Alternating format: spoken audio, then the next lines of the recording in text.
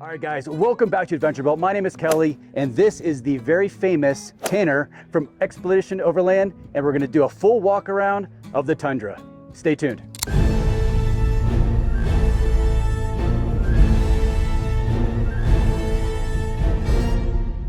All right, Tanner, this thing, I was talking to Clay and he said that you are the cornerstone of this build and this is kind of your baby. So tell me all about this amazing Tundra. Yeah, well, it's a 2022 Tundra Limited with the Crew Max rear cab.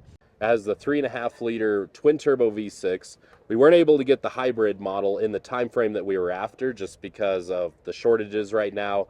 It was already a time crunch as it was, but man, the thing has a ton of power as is, even with everything that we've added to it. I bet. And considering everything we've added, it's still in the 7,700 pound range.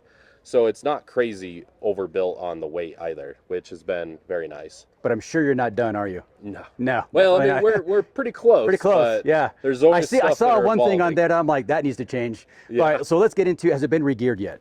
It is not. Okay, so stock gearing, it's running really strong? It's stock gearing because there are no gears available yet. Oh, yeah. As of right now, anyways. It'll probably I never be soon, thought about. But honestly, just driving it a little bit since we built it, I don't really think it needs it yet. We're on 35s. We might be going bigger potentially in the future, but we really don't need to go big right now.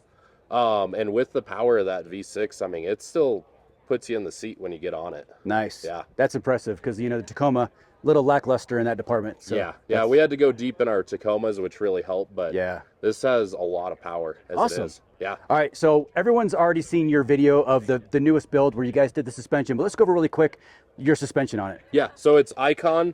It's their new aluminum series, and it has the standard external reservoir with the CDV. It's not their CDEV. They are still working on that one. We have the CDEV, which is the electronic valving ones on our other trucks.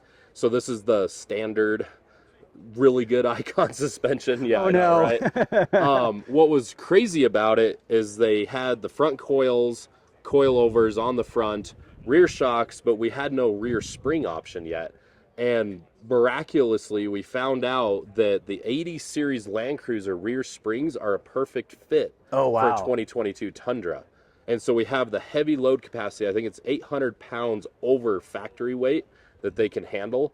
And we were actually planning on doing airbags. We may still do airbags in the back, but we are actually plenty of rear spring to hold all the weight right now. Great. And so, yeah, that was a random one to have 80 series Land Cruiser springs. Yeah, who knew? Like, who knew? Yeah. In a brand new Tundra. Are you getting any bottoming out yet, or is it pretty strong?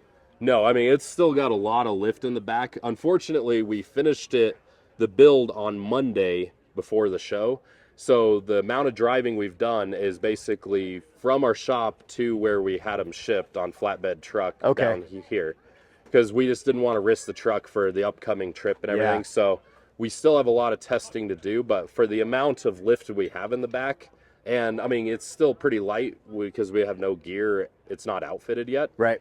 But I think we're going to be pretty good for bottoming out and stuff right now. All right, you've touched on a little bit of your next trip. Let's just, I want to talk about that just for a minute. Okay. Nordic. Yeah. Super excited, man. Oh, are you ready? We are too. Oh, man, I am. I'm not going to be on the whole trip. I'm going to be on the Iceland portion, unfortunately. Darn. That's a chunk, yeah. It was not working out with personal stuff to be on the entirety of it. It's going to be a big trip.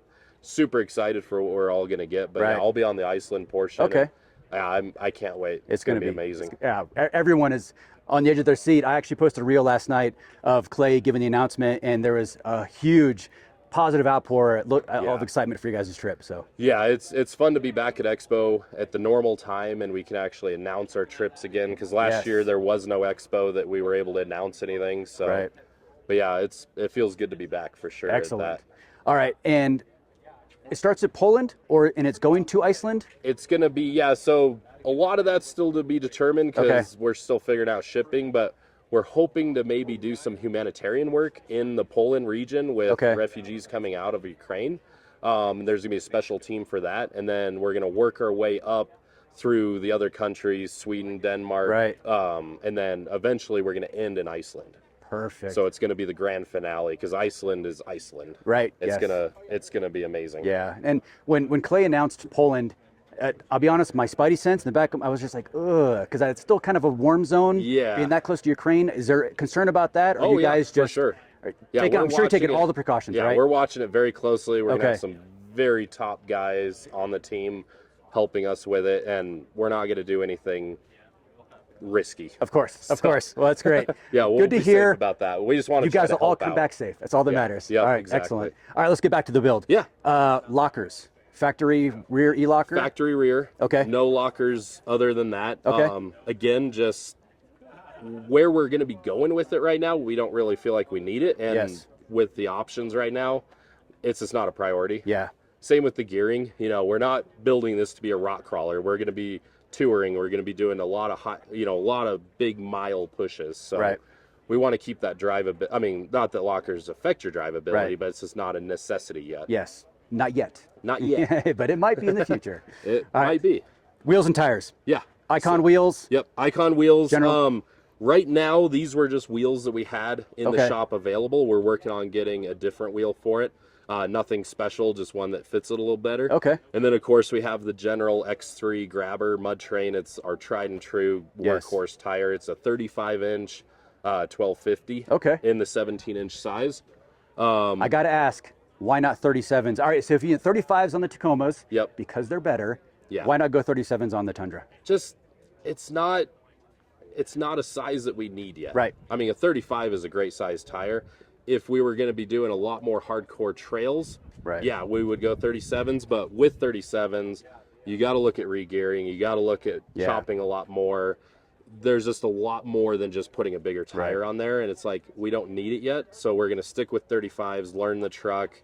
I mean, we're definitely talking about going 37s, but just not yet. Well, I think the only positive sticking with 35s is all the other rigs, minus the 4Runners, are running 35s, so then you have all those spare tires available to you. Exactly. So you're not having to worry about carrying multiple spares of 37s. Yeah, so that's the other cool thing about the Tundra platform is it went back to the 6-lug Tacoma 4Runner pattern. Oh, good. So even though the lugs are bigger, that wheel will work on any other one. So every rig and trailer is hauling each other's spares. That's perfect. So that's another big reason to stick with the same size. It's the same across the board. So if for some reason one truck had 2 catastrophic failures, 2 other truck spares could go into place for it and everything. That's excellent. All right. That's another one of those things you just got to think through, and it's a great thing to plan out. All right, let's talk about armor. I know you guys are huge with CBI. Did they make something really cool custom for you guys? Not as much on like what we did with the Tacomas. They, again, it's such a new platform. We basically took what they were able to develop in time, but they do have a full front bumper. It's steel, and it has I think they call it like the mid-height front brush guard on it. We have sliders bolted to the frame and underside skids. Nice. Factory rear bumper as of right now. Yeah, they're working. That's actually what I was referring to earlier was the rear bumper. I noticed it's still stock. Now I'm sure with the time crunch of getting here and then shipping, you just didn't have the time to develop the rear bumper. They are working on it right now. I'm not 100% sure the status of it. It may or may not be available by the time we ship them. But so you're saying you're going to be under the truck putting a new bumper on at port? You never know. Yeah, crazier things have happened on XO. So that's great. All right, let's talk about the cab. This is sweet. Yep. So Alu cab is brand new for us this year. We've been looking at them for a while. We love the idea of the live-in system, but still really fast and easy to deploy. Even though they're chunky looking, they're actually a lot lighter than they look. And there's just so much that makes sense on them. I am completely sold after installing these. I have yet to sleep one night in one, but I can't wait. What's really cool is they're all aluminum construction. They fit most truck beds with some tweaking if you need to.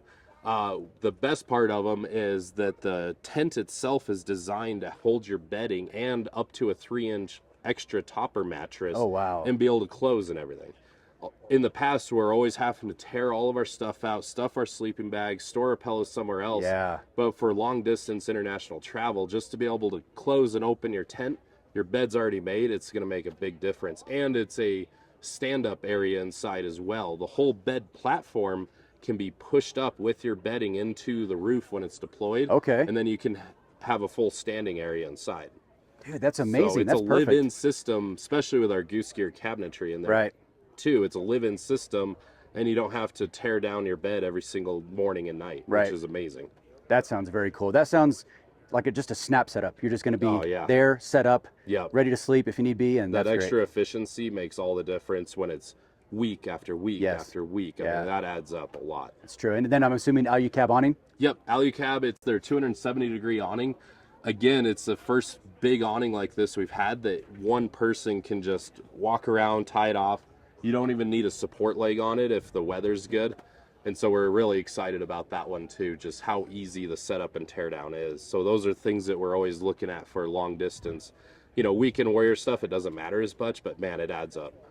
Awesome. Now let's talk about the inside of the Alucab. Yeah. You said you have goose gear. Yep. What other features, you know, dual battery system? Yep. What else do you have going on inside? Yeah, so we did the goose gear cabinetry, dual batteries. We went with 2 Battleborn self-heated lithiums, and they're wired in parallel, so they're 200 amp hours, still at 12 volts.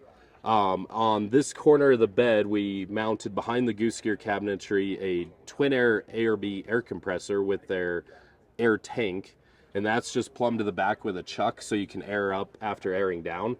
That's all it's hooked up to for right now because we don't have air lockers or anything like that. Then on the other side, we have a gasoline Evo Wabastos heater. And so what we did when we first got this truck, before anything went on, we lifted the bed up and we plumbed a fuel pickup right into the factory tank. So within hours of getting this truck, I'm staring at the factory tank with a drill and drill bit saying, okay, I'm about to do this. But it's been amazing because a month later, again, planning out our build, a month later when we went to put the heater in, that part of that install could have taken a half a day to drop the tank to do that, and we already had the fuel line coiled up right there. And so that's been amazing to have that. And again, being up in the northern part of the hemisphere, the heaters are going to be getting used a lot. You know, I should have known when you guys kept talking about the Wabastos and installing them in all the different rigs. That should have been a little Easter egg that I should have picked up on, that you guys were headed somewhere cold. So that's... And they run great. We have their new smart temp controller that has a Bluetooth app, so you can be in your bed controlling the heater from your phone. It also has full diagnostics, so it's an amazing heater. I mean, compared to the cheaper heaters, I mean, this thing will diagnose itself, send air codes. You can actually open it up on the phone with the app and see all the diagnostics and figure out what's going on with it.